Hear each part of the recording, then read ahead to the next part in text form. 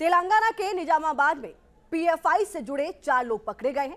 Police ने जांच की और जांच से सामने निकल कर आया पीएफआई की कथित दंगा गाइड, यानी वो ब्लूप्रिंट जो पीएफआई से जुड़े इन लोगों को दिया गया था और जिसमें यह बताया गया था कि किस तरह, किस हालात में, कहां, कब दंगा करना है, शांति और स्थिरता को निशाना बनाना है।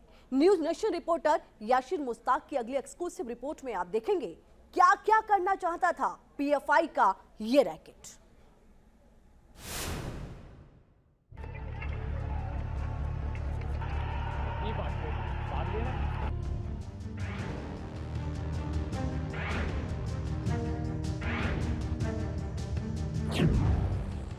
एंटी एनआरसी दंगा,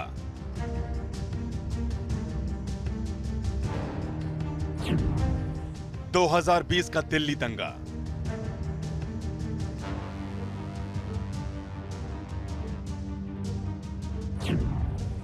जहांगीरपुरी का दंगा,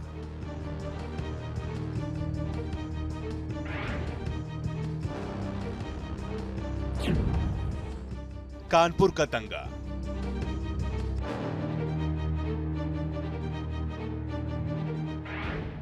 ये दंगे और नफरत की उन वारदात की लिस्ट है जिनमें या तो पॉपुलर फ्रंट ऑफ इंडिया से जुड़े लोगों का नाम आया या फिर पॉपुलर फ्रंट ऑफ इंडिया पर दंगों में शामिल होने का आरोप लगा। अब एक बार फिर पीएफआई का नाम उठा है निजामाबाद में पकड़े गए पीएफआई एक्टिविस्ट की वजह से।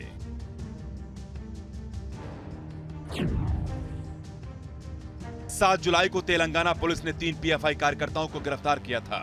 इनके ऊपर नौजवानों को ब्रेन वॉश कर उन्हें देश विरोधी गतिविधियों के लिए तैयार करने का आरोप था और जांच के दौरान शेख सादुल्ला नाम के एक आरोपी ने सनसनीखेज खुलासा किया। पीएफआई की दंगा गाइड, दंगा करने का तरीका। सादुल्ला ने पुलिस को पूछताछ के दौरान जो बताया वो पुलिस की कोर्ट डायरी में साफ साफ दर्ज है। डायरी के पेज नंबर 4 पर आप गौर करेंगे, यहाँ सादुल्ला साफ साफ बताता है कि पीएफआई का मकसद मुस्लिम युवकों को चुनना और उनके अंदर एंटी हिंदू सेंटीमेंट्स भरना है। पीएफआई का काडर ऐसे नौजवानों को फिजिकल ट्रेनिंग देता है ताकि उन्हें एक चलते फिरते हथियार के तौर पर तैयार किया जा सके। पीएफआई इस काम के लिए ऐसे मुसलमानों को टारगेट करती है जो गरीब हो और किसी अन्याय का शिकार हुए हो। इन्हें इस्लामिक शासन और शरीयत का जांचा देकर पीएफआई में शामिल किया जाता है और फिर इन्हें पत्थरबाजी से लेकर चाकू चलाने तक की ट्रेनिंग दी जाती है। ट्रेनिंग के बाद इन्हीं लोगों को देश के अलग अलग हिस्सों में भेजा जाता है जहां पर वो बाकी लोगों को ट्रेन करते हैं। कबूलनामे के मुताबिक इन युवकों को ट्रेनिंग देने के बाद पीएफआई का असली खेल शुरू होता था। पीएफआई काडर इन लोगों को अपने घरों में पत्थर, बोतलें जमा करने को कहता था, दूसरे धर्म के धार्मिक जुलूस या आयोजन पर नजर रखने को कहता था और हालात को अस्थिर करने को कहता था ताकि दंगे जैसे हालात पैदा हो सके। करौली दंगे में भी पीएफआई का नाम आया था और अगर सादुल्ला के कन्फेशन को देखें तो दंगे का तरीका पीएफआई की कथित दंगा गाइड जैसा ही नजर आता है। करौली में रामनवमी के जुलूस पर पत्थरबाजी की गई थी जिसके बाद दंगा भड़क गया था। पीएफआई की दंगा गाइड, दंगे के हथियार।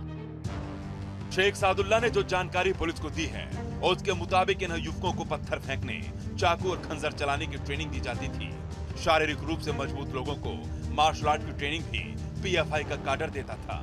निजामाबाद केस में गिरफ्तार किया गया Abdul Qadir martial art trainer था और वो बरगलाए गए युवकों को फिजिकल ट्रेनिंग देता था। इन संगठनों की मदद से ही पीएफआई पूरे देश में अपना जाल फैला रही है और यही संगठन पीएफआई को फंड जमा करने में भी काफी मदद कर रही है। यही वजह है कि जांच एजेंसियों को पीएफआई की फंडिंग की तह तक पहुंचने के लिए काफी मशक्कत करनी पड़ रही है। पुलिस की कोर्ट डायरी में साफ साफ बताया गया है कि पत्थर फेंकने की ट्रेनिंग अलग अलग तरीके से होती थी। बरगलाए गए नौजवानों को बताया गया था कि शरीर के किस अंग पर किस गति से किस तरह पत्थर फेंकना है और किस तरह खंजर से किसी शख्स का कत्ल करना है। बिहार में फुलवारी शरीफ के पीएफआई मॉड्यूल के भी 15,000 से ज्यादा मुस्लिम युवकों को हथियार चलाने की ट्रेनिंग देने का इल्जाम है। पीएफआई की दंगा गाइड, दंगों के बाद क्या, पुलिस की जांच के मुताबिक पीएफआई ने दंगे के बाद दंगाइयों को बचाने की भी तैयारी कर रखी थी। पीएफआई के कुल 9 विंग हैं। इन विंग्स के नाम हैं social democratic party of India यानी SDPI, campus front of India यानी CFI, national women front, all India imam council, all India legal council, rehab India foundation, national confederation of human rights organisation, social democratic trade union और HRDF. इनमें से all India legal council को दंगाइयों को कानूनी मदद देने का जिम्मा दिया गया था। दिल्ली से लेकर यूपी, राजस्थान से लेकर मध्य प्रदेश, पीएफआई पर इल्जामों की लिस्ट बढ़ती जा रही है। यही वजह है कि जब पीएफआई ने दिल्ली में रैली निकालने की इजाजत मांगी तो दिल्ली पुलिस ने इस मांग को सिरे से नकार दिया। बेंगलुरु से यासिर मुश्ताक के साथ टीम न्यूज नेशन।